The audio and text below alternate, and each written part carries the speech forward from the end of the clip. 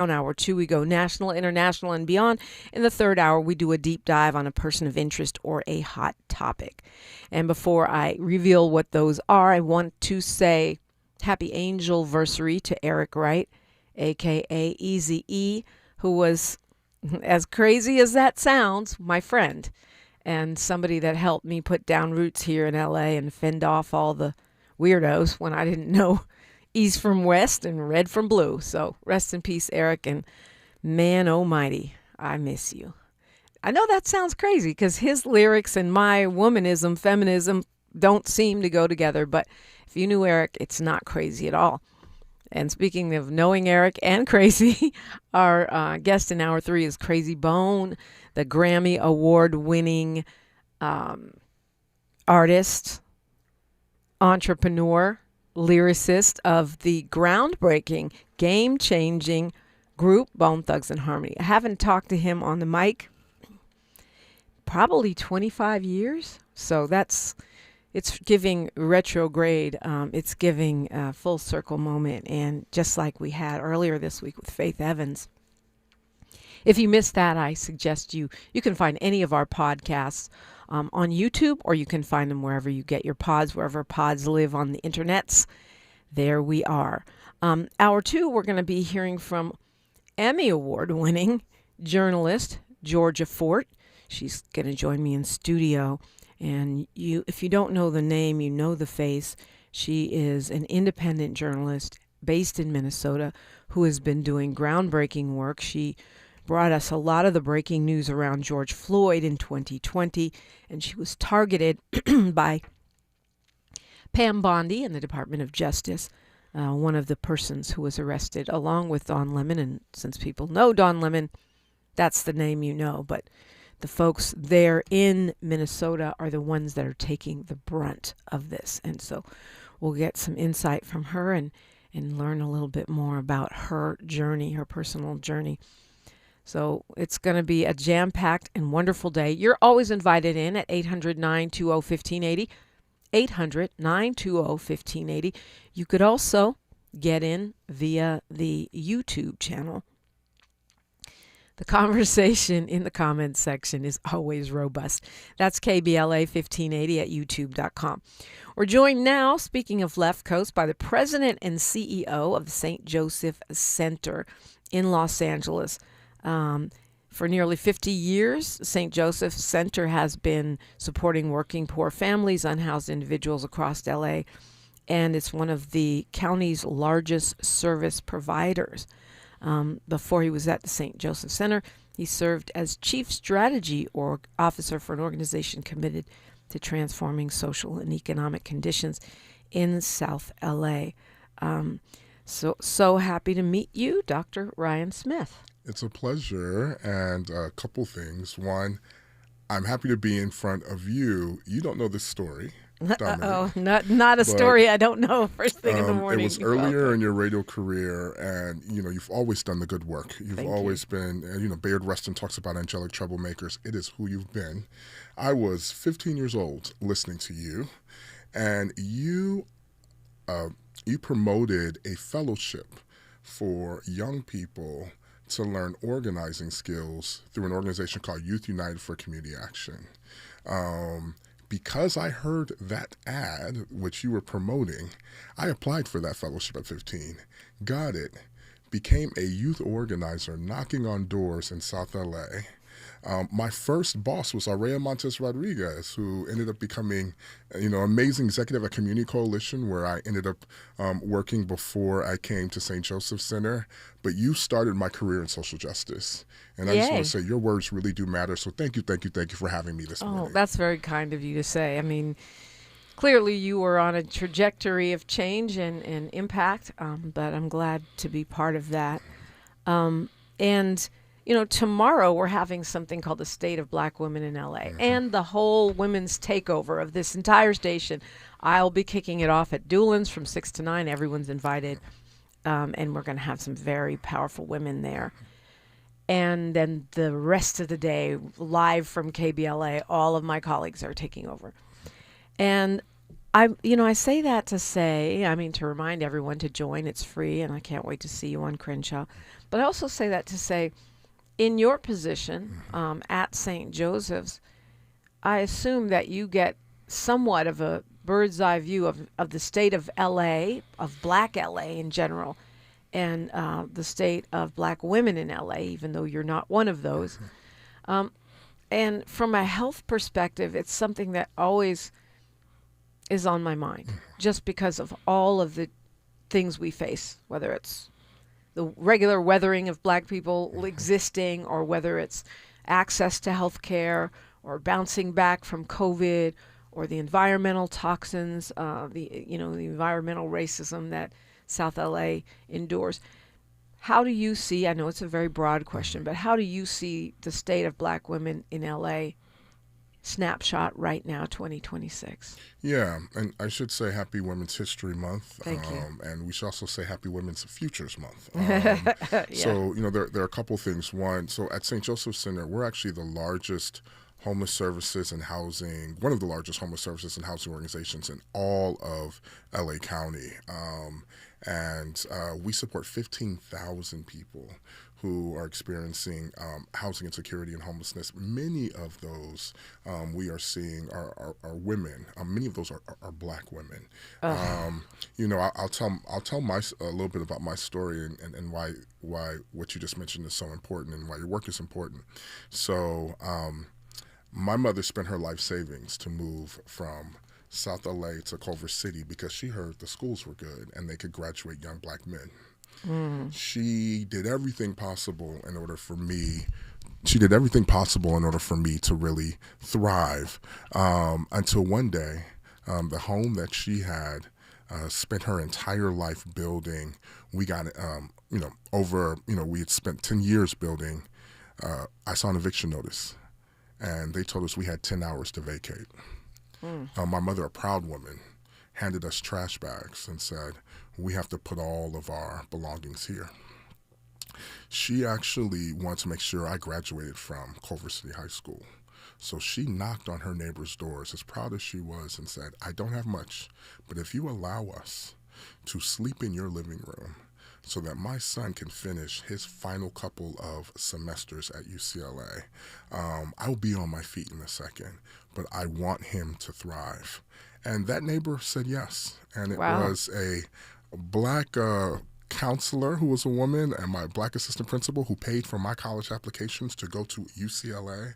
And if it wasn't that continuum of care, the people who surrounded me, the amazing black women who surrounded me, I would have not gone to UCLA 3 times over. I would not probably be the president and CEO of the St. Joseph Center.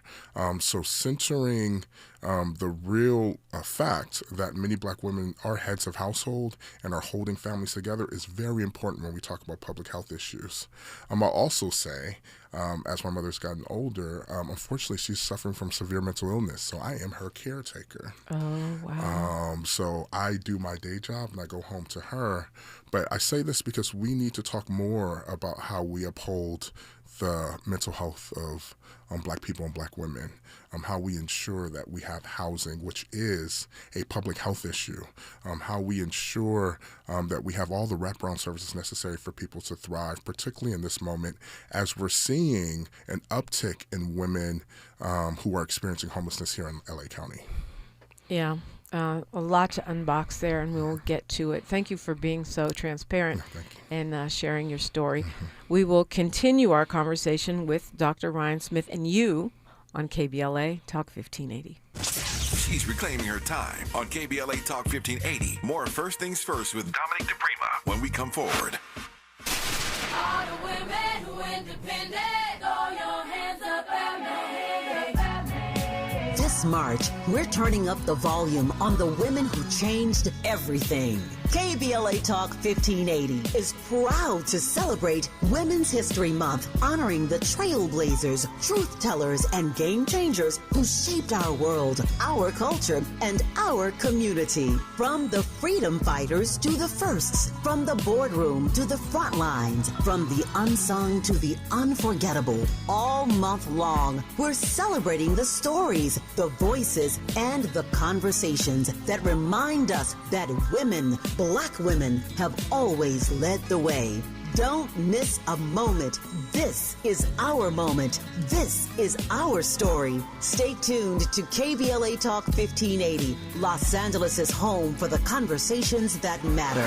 I'm your girl, you're my girl, we your girls. Won't you know that we love you? You drowning in IRS tax debt? Angela was. She called Civic Tax Relief and saved over $80,000. Felicia was having health problems, got behind on her taxes, interest and penalties were adding up. She called Civic Tax Relief and saved over $15,000. Civic Tax Relief is a professional tax negotiation firm that can protect you from the IRS. If you're getting collection letters, call Civic Tax Relief for a free consultation. They will go to work helping you discover all the relief programs you may qualify for free. James owed the IRS $37,000. Civic Tax Relief represented him against the IRS, and by the time everything was completed, he did not owe the IRS anything. If you are in trouble with the IRS, call Civic Tax Relief for your free consultation now. 800-200-2257. 800-200-2257. Get a free consultation and real tax relief. Call 800-200-2257. 800-200-2257. We've got a lot to talk about. Hi, I'm Zoe Williams, a.k.a. the Voice of Reason, encouraging you to join me weekdays from 7 to 9 p.m. for the world's most intriguing relationship radio roundtable. Every night, I facilitate and encourage our loyal listeners to participate in the most engaging relationship discussions you'll hear anywhere. So make it a point to rendezvous with me, Zoe Williams, the Voice of Reason, Monday through Friday, 7 to 9 p.m. Pacific Standard Time. Trust me, your relationships will never be the same. The VOR is on fire tonight. Unapologetically progressive. KBLA Talk 1580. We've got your black. Your ancestors' favorite radio station, and your favorite morning show host. Let's get back to Dominique DePrima right now. Miles Lowe is funny. Okay, thanks, Miles. We do appreciate you being here every single day. Dr. Ryan Smith is here with us. You are sharing your story and talking about, there's so many pieces there to unbox. You said that you were talking about your mama and the mental health part. And I wonder, you probably don't know this, but maybe you do. I wonder how much those pressures, how do I keep my child in school even though I can't keep my home? How do I bounce back? Navigating LA, which is wonderful, but also not for the weak. How much do you think, not just for your mama, but for, Black women, any women really, but Black women in particular is what I'm focused on this week and always.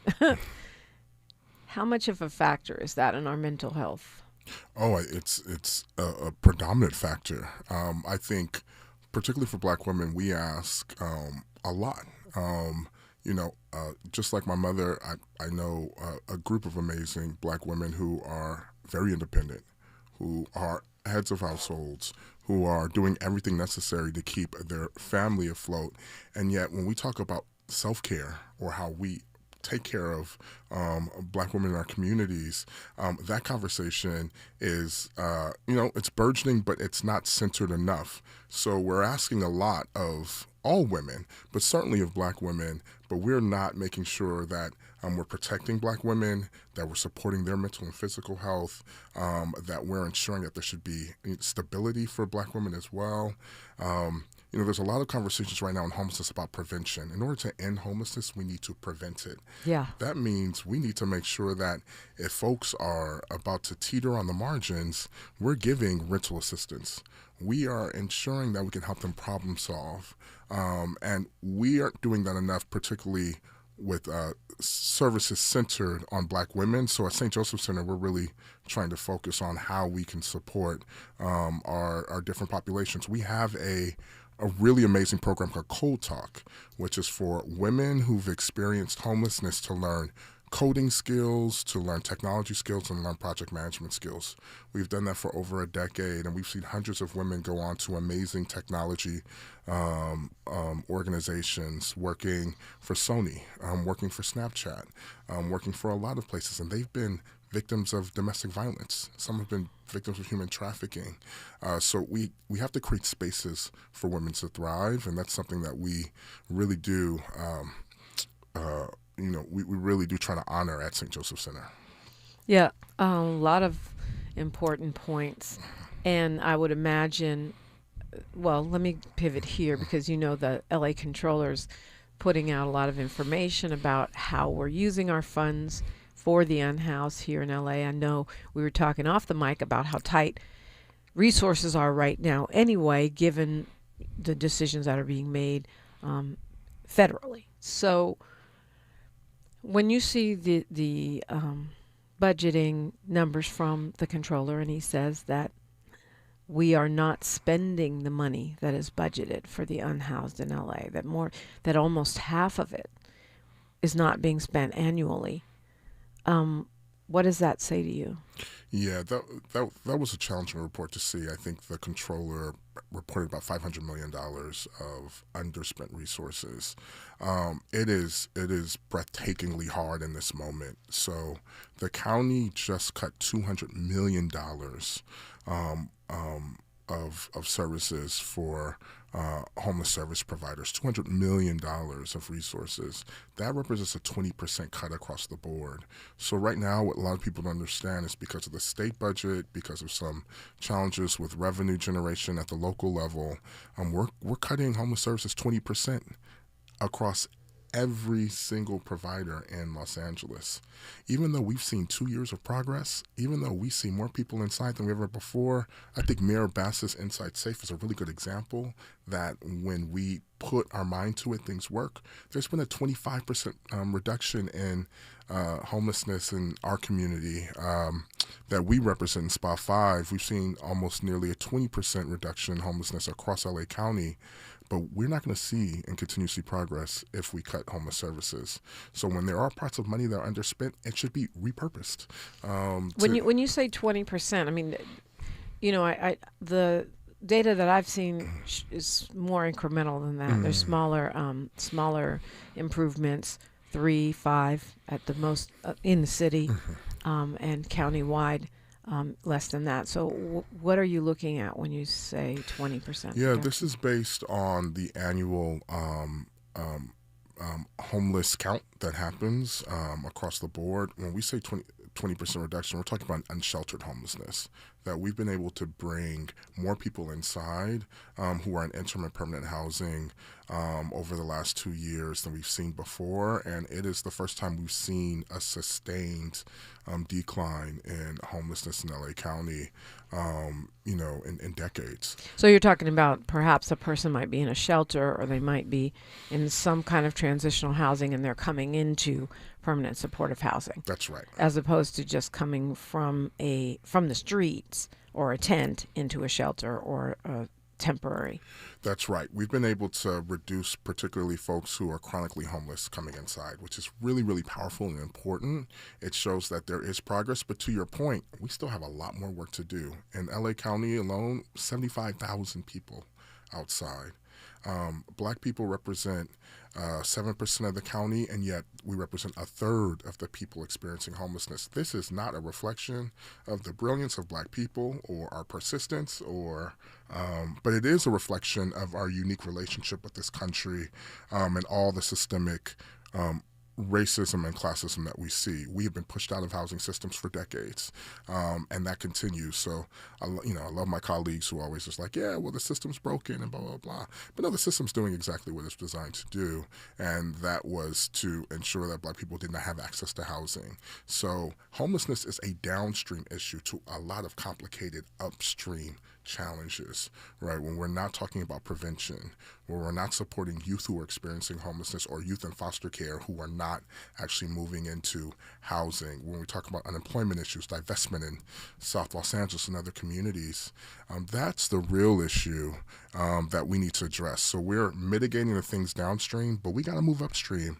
And a lot of the work they're doing now is really focused on prevention and problem solving as well.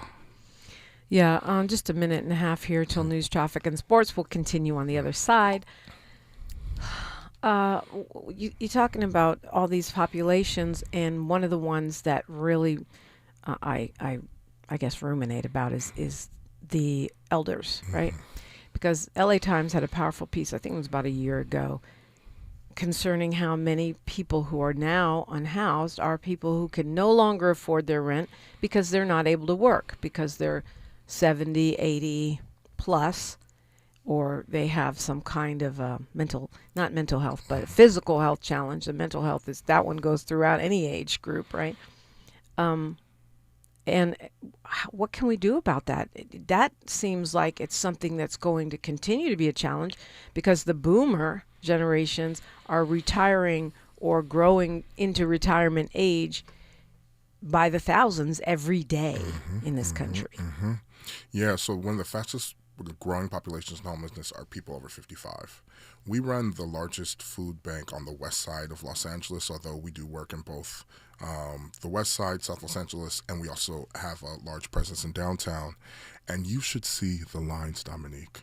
When we look at the lines in our food banks, they are mostly our aging populations, people on fixed income who actually are making decisions between if they eat or if they pay rent. And that we have people coming as far away as Lancaster and Long Beach. Wow. Older adults who are having a challenging time putting food on the table and are really challenged in this moment. We have to build more senior housing. If you look at the wait list for senior housing right now, it's as long as the street of Crenshaw. It's terrible. We have to ensure that we keep seniors who currently have housing in their housing. So those who are teetering on the margins, we have to help and support. And if you come from a family like mine, even my mom, these are proud people. They don't often tell you when they're struggling. Right. I mean, okay. We got news, traffic, and sports. We'll continue this when we come forward on KBLA Talk 1580. Thanks for starting your morning off with a voice that speaks truth to power and the powerless, getting to the heart of what matters most in our community. This is where authentic conversation meets real action. From breaking news and politics to culture and community solutions, this is where you hear perspectives you won't hear anywhere else. This is where we come together, get informed, and make change happen. You're inside First Things First with Dominique DePrima on KBLA Talk 1580. Good morning, sunshine. You make my day. I'm Bree Wood with BIN News Now. The White House is blaming Democrats as the partial government shutdown continues. White House Press Secretary Caroline Leavitt. For the Democrats in Congress, the cruelty of this shutdown is the point. Nearly 500 TSA officers have quit since the Democrat shutdown began. Democrats rejected a GOP plan to reopen Homeland Security with limited ICE funding. The stalemate is causing long TSA lines at airports nationwide. Florida Attorney General James Othmeyer is challenging the NFL's Rooney Rule, saying race-based hiring violates state law. He's asked Commissioner Roger Goodell to confirm by May 1st that the rule will no longer be enforced for Florida teams. And a Florida woman accused of opening fire on Rihanna's LA mansion has pleaded not guilty. Prosecutors say Ivana Ortiz fired 20 rounds at the home earlier this month, and the motive is still unclear. Get BIN News Now on demand 24/7 on the iHeartRadio app. Now is the time to save on an award-winning Nissan at the Nissan Now sales event, featuring the Rogue, Pathfinder, Frontier, and more. Don't wait. These offers are going fast. Shop your Southern California Nissan dealers and NissanUSA.com today. This is the KBLA Sports Minute with Ray Richardson. Hey, how's your NCAA tournament bracket looking? If you don't have at least 9 teams from the Big Ten Conference in your Sweet 16, you may have trouble getting that big payoff. 6 teams from the Big Ten are left in the men's bracket and 3 on the women's side. UCLA is one of the 3 Big Ten teams with a chance to go to the women's Final Four in Phoenix. The other 2 are Michigan and Minnesota. UCLA plays Minnesota Friday night in a Sacramento Regional semifinal. This is UCLA's second year in the Big Ten. Since joining the conference, the Bruins are 34-2 in the regular season against Big Ten opponents. In the men's bracket, the 6 Big Ten teams include Michigan, Michigan State, Purdue, Illinois, Iowa, and Nebraska. Since the NCAA expanded to 64 teams in 1985, no HBCU men's or women's teams has made it to the Sweet 16. Let's hope that changes sometime soon.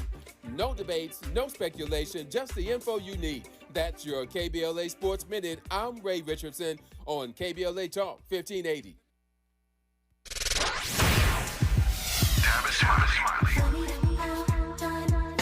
They say time flies when you're having fun. The founding members cohort is now officially over. Hard to believe. It's been a joy sharing what I've discovered after nearly 40 years of conversations with presidents, cultural icons, and game changers in every field of human endeavor. If you missed the first cohort, the good news is that we're already planning the next one. Now the seats will be limited, and those on our waiting list will receive exclusive early access and special discounts not available to the general public. So, if you are ready to transform the way you connect, lead, and build trust, do not hesitate. Go to TavishTalks.com and join the waiting list today. That's TavishTalks.com. The next cohort is coming. Make sure you are in the room. I'm Tavish Smiley, and I hope to see you there.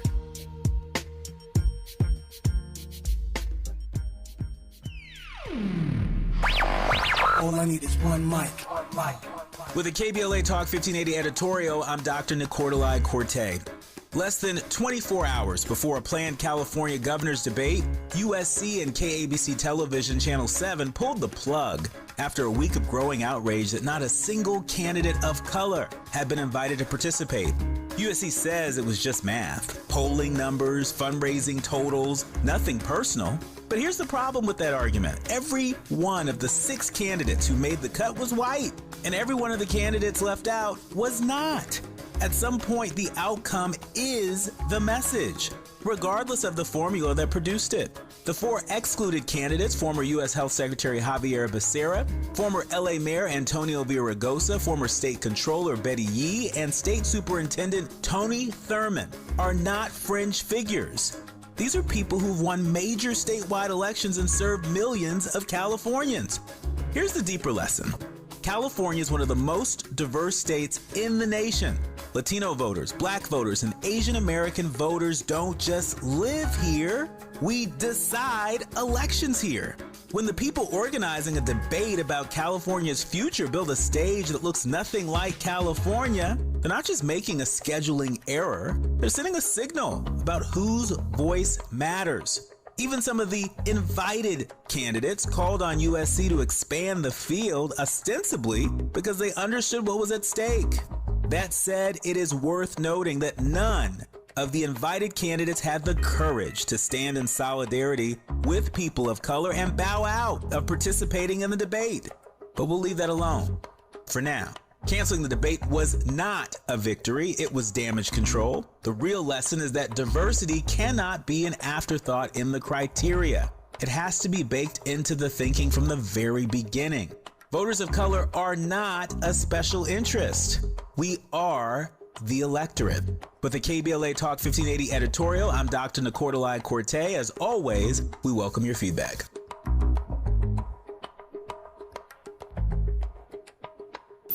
Thanks for waking up with Dominique DePrima on KBLA Talk 1580. What is happening? My week is so crazy. I don't know why.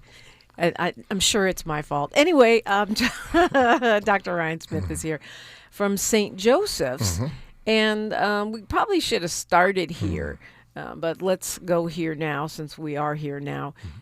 How would you define St. Joseph? I mean, I see the signs everywhere. I know that especially during the height of the COVID pandemic, St. Joseph was everywhere with COVID services, testing and shots and such. How would you define St. Joseph's? So, first of all, we are celebrating our 50th anniversary Congrats. at St. Joseph Center. Thank you. 50 years ago, we were actually founded by 2 sisters who took classes at St. Bernard's High School and said, they took social justice classes and said, we can't just learn and teach this. We have to be about it. And when I say sisters, I do mean nuns. So these nuns actually pulled together resources and started a storefront in Venice giving out Section 8 information. They bought a fire red engine pickup truck to deliver resources, and that began the St. Joseph Center. 50 years later, we support 15,000 people annually with housing, outreach, mental health, and economic mobility services.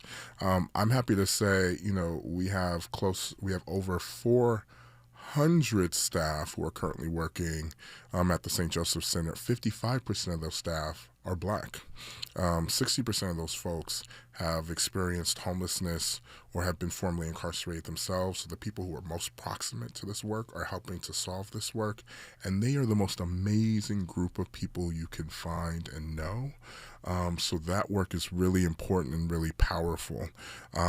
We have now become one of LA County's largest social service providers. And my entire executive team, the majority of them are women. The majority of them are Black women. And that work is really profound and continues. We also do a lot of work around workforce development. People have to sustain themselves in housing. It's not just housing, it's housing first. We believe in those policies, even if the federal administration is moving away from them. But it's not just housing first. It's not just housing only, meaning we have to sustain folks so that they can pay rent, so they can put food on the table. So we have a program called the Bread and Roses Training Kitchen, where we have over 35 years been able to graduate hundreds of culinary artists. I have a really good example. There was a young man who went through our program. His name is Brian. He was incarcerated since the age of 17 for 20 years on a gang-affiliated charge. Had never had a job, went into transitional housing, saw our Bread and Roses Training Kitchen flyer, got into the program. He did this 12-week program, ended up interning at Doolin's Cafe. In 4 months, he became the head night chef at Doolin's Cafe. Nice. He ended up actually helping coordinate meals that were given to folks who were impacted by the fires in Altadena, thousands of meals that Doolin's was giving. And when I asked him, well, how did you do all of that in less than a year? He says, now I cook better than my grandma. He said, and so we see folks like that coming through many of our workforce development programs as well. So it's a truly dynamic organization, and I'm just really lucky to be able to be a servant leader within the organization. B-Bell official within our YouTube delegation, our KBLA delegation that joins on YouTube, and we have a little fellowship going on. He says, it seems like we prioritize young people and seniors, but I don't see a lot of resources for the 45 to 65 age group. Is that a thing, or am I just not seeing it? Yeah, well, even though I look older, I just hit my 45th, so I understand. We do have resources for folks who are older adults who may not be seniors, particularly related to, we have an adult access center that is designed to help folks navigate the system. There are resources to help people think about housing opportunities, permanent supportive housing, access to food programs. So we are supporting that group as well, but we could be doing more. I will say that. The interesting thing, since we brought up that group as well, I also think a lot about Black men who are experiencing homelessness, particularly in that age group. Yeah. Because we are over-indexed. We are overrepresented in the numbers of people experiencing homelessness. But I have to say this. We are 2 years away from the Olympics. If we don't talk about some of the sweeps that are happening because of the 4118 ordinance, which is our LA's anti-encampment ordinance, you may see these signs that are coming up. Long story short, we are seeing more police presence in sweeping people experiencing homelessness, displacing them from one street to the other. End of the day, criminalization does not solve homelessness. And yet, the city is going to have to do something about the 75,000 people who are outside. And I'm starting to see trends towards criminalization. And we know that impacts Black people more. We know that impacts Black men and women more, Black youth more. So the city that I love and I grew up with, I just want to say, let's be a beacon on the hill and fight against criminalizing people who are poor and people experiencing homelessness, rather than using the police and using our criminal justice system to incarcerate people experiencing homelessness.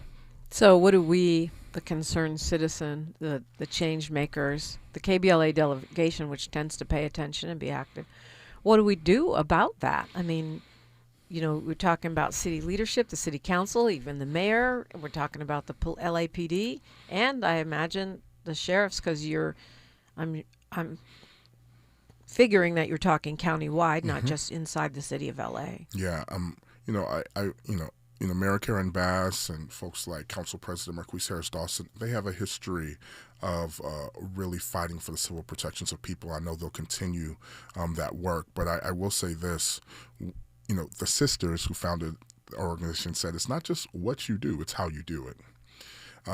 At the end of the day, if we see a lot of investment, billions of dollars from these world events like the World Cup and Olympics coming to Los Angeles, let's use that to build more affordable housing and permanent supportive housing and to make sure that we have more shelters in Los Angeles. Let's not do what Paris did for their Olympics. They built a tent city 20 miles away from Paris and swept people away so the streets look clean. This could be our opportunity to change the narrative about how we take care of our dear neighbor, the people who are outside, and how we support them at a challenging time. I want to see LA be the city of angels that I know and love and grew up in, but that cannot happen on the backs of not supporting our most marginalized folks. So may the Olympics be an opportunity for us to live to our higher moral standards as a city. Yeah, and that's going to be challenging. The World Cup is here now, and it's basically June. You've got still got Super Bowl year after that, and then Olympics. So I think it's starting in right now. Yes. Yeah. And we see that folks are frustrated. They want to see progress quicker, but we don't. Once again, let's not conflate progress, which is actually seeing people who are housed, permanently housed, finally have their place to call home, with not seeing people on the street. There's that's different. Just because you may not see visible homelessness does not mean we solve the issue. We are not trying to hide the issue. We're trying to solve it here in LA. And I actually think the Olympics and the World Cup could be forcing mechanisms for us to think differently. I don't want to say homelessness is a Black issue, but I will say that a lot of Black people experiencing homelessness are not seen by all of us. But these are our brothers and these are our sisters. These are people who folks, unfortunately, who have suffered our terrible economic systems in this country, and it's our job to lift their voices up. It's our job to center their experiences. At St. Joseph Center, we're doing 50 stories for 50 years. We are telling 50 narratives of people who are experiencing homelessness, who've been housed, who are in the process of housing. For example, I am going to a ribbon cutting tomorrow of youth housing that's opening up in Santa Monica, and the first person to move in is this young man named Malik, 20 years old, has experienced homelessness since he was in the 7th grade. But had a caseworker who worked with him from St. Joseph Center, followed him from 7th grade all the way to 20, and now he's going to move himself and his amazing daughter Naomi into their first apartment. That can happen for thousands more people. Our work can work as long as we focus on it. Talking with Dr. Ryan Smith of the St. Joseph Center. We'll continue this conversation. How do we get more people housed? How do we focus on really furthering the greater good for the city of Los Angeles? That continues when we come forward on KBLA Talk 1580. The station you turn to when you've had it up to here with cultural incompetence. KBLA Talk 1580. We're at Doolin's on Crenshaw. It's a special place where the neighborhood comes together. Got the fried chicken, the catfish, the candied yams, the mac and cheese. It's all delicious. I'm Isaac Bryan. I represent the Crenshaw District in the California State Legislature, and I'm supporting Tom Steyer for governor of California. California is under attack, and we need a fighter who's going to come in on day one and stand up for California values and push back. That person is Tom Steyer. Tom and I have been fighting together for the better part of a decade. Tom is the only candidate supported by smart justice because Tom has stood on the front lines of racial justice, economic justice, and true solidarity. Tom is the real deal. He's the only candidate in the race with a comprehensive plan to make the billionaires and the corporations pay their fair share so we can fund things like universal health care and education. He means what he says, and he does what we need. This is a moment when we've got to fight fire with fire, and I believe that fire is Tom Steyer. Ad paid for by Steyer for Governor 2026. Los Angeles, our homes are more than property, they're legacy. Right now, one of the largest wealth transfers in history is happening through real estate, and too many homeowners in our community are losing hard-earned equity. Donald L. Bishop Jr., associate broker with Coldwell Banker Realty, is committed to protecting families' equity through integrity and transparency. With over 20 years of real estate experience, he represents sellers, buyers, and especially seniors. Call 323-401-4126. Live well with Donald L. Bishop Jr., Cal BRE number 019-77035. Heading out of town this spring? Metro makes getting to LAX easier than ever. Just take the C or K train lines to the new LAX Metro Transit Center. Then catch a free shuttle straight to your terminal. Easy, affordable, stress-free. Travel smart. Go Metro. My mom has decided to learn to paint, and she's good. My dad's now into creative cuisine, and I've already put on 6 pounds. Learning new things comes with age. My mom? She started forgetting my name and what we're talking about. Forgetting well-known things doesn't. Memory loss may be a sign of Alzheimer's disease. Early detection gives you and your loved one time to plan for the future. Learn the warning signs of Alzheimer's at 10signs.org. Brought to you by the Alzheimer's Association and the Ad Council. KBLA Talk 1580. We've got a lot to talk about. KBLA Talk 1580, connecting you with services and solutions. The BLM Center for Black Power is a hub for Black activism in the city of Los Angeles, a standalone nonprofit affiliated with Black Lives Matter LA. The venue is home to live events, meetings, and organizing drives for Black-led community-based organizations. It is also the base of operations for Black Lives Matter LA. Built on what used to be a nuisance property owned by an arms dealer, the BLM Center for Black Power is in the heart of Leimert Park and has opened its doors to everything from youth organizers to toy drives to film screenings and community town hall meetings. To make a donation or make a request, please visit blmla.org. That's blmla.org. This is a community call to action from KBLA Talk 1580. We knew you'd stick around. This is LA's home for progressive talk radio. Welcome back to KBLA Talk 1580. Okay, Dr. Ryan Smith is here. And you know, when you're on the radio, time moves at warp speed. So I want to make sure that before you get out of here, we talk about how would we be able to access the kinds of, services or information that you're talking about from St. Joseph's, right? You've mentioned housing. You mentioned some resources that might help that 45 to 65 group, which B. Bell mentioned. And I think it's extra significant since you said the unhoused population is skyrocketing over 55. So there's a 10-year period there that's not considered a so-called senior or older American, but still clearly in need of services. And the scene, the outlook for housing in this county. Yeah. So I'd recommend a couple things. One, have folks, for folks who are looking for resources, use our website as a tool. It's www.stjosephctr.org. There you will find a gambit of the resources that we have, as well as connections to what's happening across the county and the city as well. You should know that the county has opened up its own homeless services department. There's all of the politics that we can talk about for another day, but it's called the Homeless. It's called the Housing and Homeless.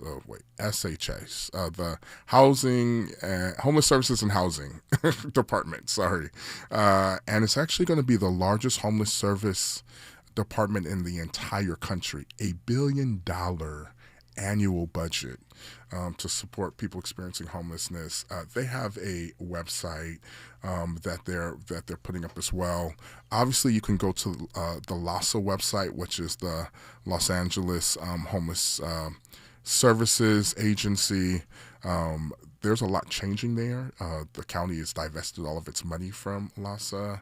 Right, but still gets a say in it, which is what makes it seem really strange to me. But that's not, and like you said, we can have that conversation another day. It feels like, oh, yay, another agency that doesn't talk to other agencies, so we can all get sent around in circles as we're trying to figure out how to get help. Yeah, I will say that there is a lot of bureaucracy in the work that we do, but I think our job and our approach is how can we coordinate all the resources together. In fact, you were talking, we'll bring it back to amazing women. Mother's Day is coming up, and Indeed. we are planning a big Mother's Day resource fair, as well as our chefs from our Bread and Roses kitchen are making an amazing Mother's Day feast. Nice. That'll be early May, and I'll give you that information. But at that event, which will happen in South Los Angeles at our South LA office, we'll be giving a number of resources out for women and families so that we continue to center them in this discussion. So that will happen on Mother's Day, and probably, I'm assuming, that's also going to be on the website, St. Joseph CTR.org. Yes. And B. Bell's saying, also, does that mean that for volunteering as well as accessing resources, we would center the website? B. Bell, you are helping me do my job. I appreciate you. So we have a number of volunteering opportunities. As I mentioned, we run one of the largest food banks in LA County. We actually run a Bread and Roses cafe. So imagine an entire restaurant for good.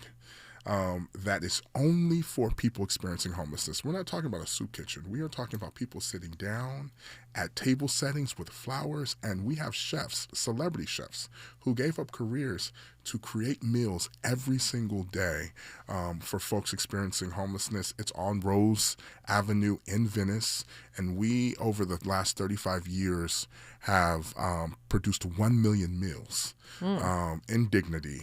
And have live singing, and we have waiters and waitresses who are all volunteers who come every week to serve these folks. So go to our website to get more of that information. We'd love to have you at our Bread and Roses Cafe or at our food pantry or number one of our events. And then we have our 50th anniversary gala coming up June 6th, and we're super excited about that. Wow, you got a busy schedule. It is busy, but at the time really does call for it, and we're excited about the honorees. And actually, Kenneth Whalum, if you're a jazz fan, is going to be our entertainment for that day as well. And Dominique, if you're not busy, we love for you to come and present an award at some point as well. But we're super excited. So absolutely, congratulations on that. 50 years in.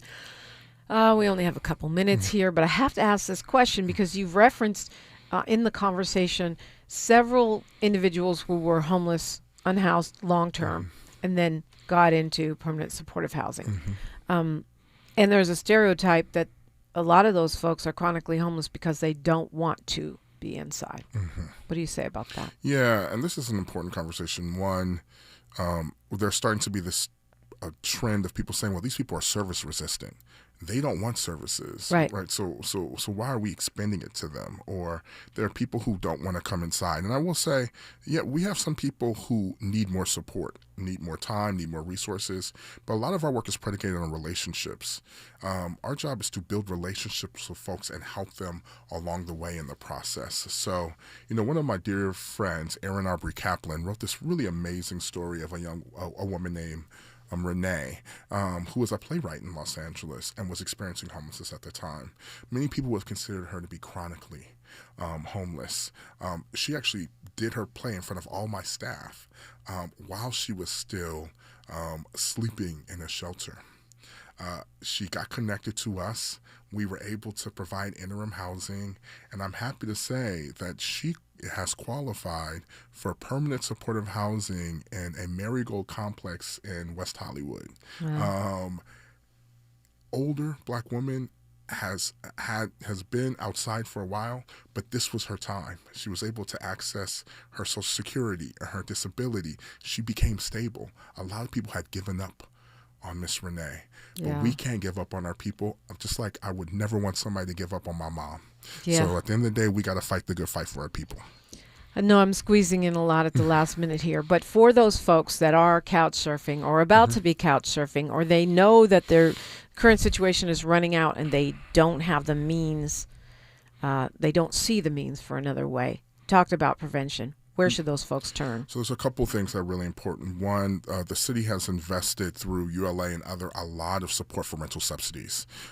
So for folks who may be experiencing some gaps as far as rent, et cetera, check the LA City website to receive those types of rental subsidy support. And we actually, you can come to St. Joseph Center. We also provide rental subsidies as well. There are a lot of legal organizations that are providing free pro bono legal advice and representation if you're fighting an eviction.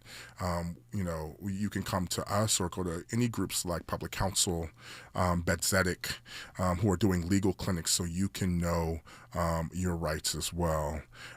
We know that in this time, there are immigrant families who are experiencing more homelessness because they've been sheltering in place because of the adverse immigration policies of this nation. There is a lot of legal and personal support. We actually do. We have our mobile teams who are delivering groceries and resources to folks who are experiencing homelessness and having challenges with some of the immigration policies that exist. The last thing I'll say is there is a new, talk about bureaucracy, but there's a new county organization called La Casa. Not LASA. And I know it's a lot of alphabet soup. It's the Los Angeles County Homelessness Solutions Agency. Los Angeles County Homelessness Solutions Agency. And they are very focused on prevention. A lot of the work they're doing is to improve the prevention programs in LA. So check out La Casa as well. Dr. Ryan Smith, thank you so much for coming in today. Tell your mama I said hello, and thank you for all the work you're doing. Thank you, Dominique, for so many years of holding down folks across LA. I'm honored, and just thank you for your good work, and thank you for the angelic troublemaking, my sister. Absolutely. Georgia Fort joins us next on KBLA Talk 1580. KBLA 1580 Santa Monica.